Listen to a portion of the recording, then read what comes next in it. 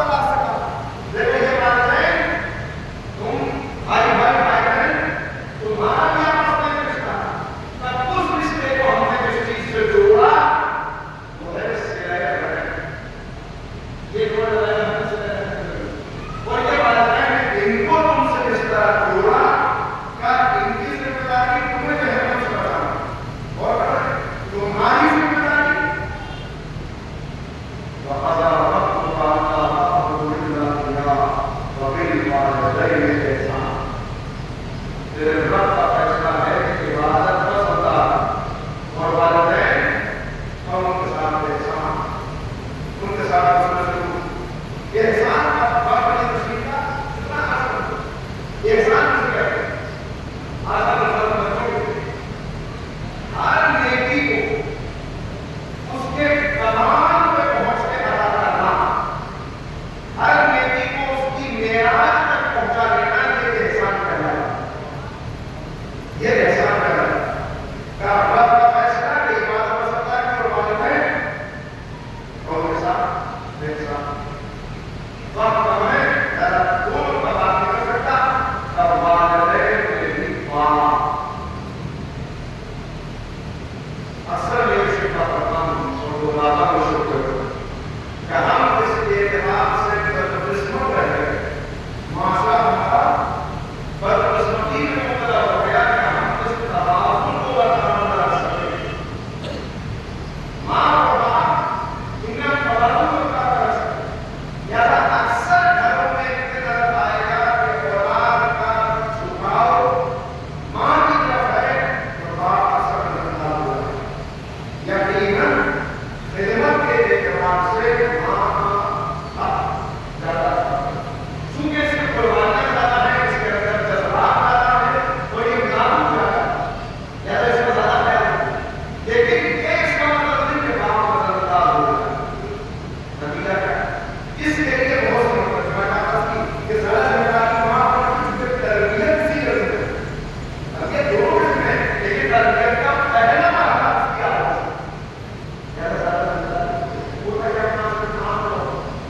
ہوتا جو ہے کہ ماں سب بہت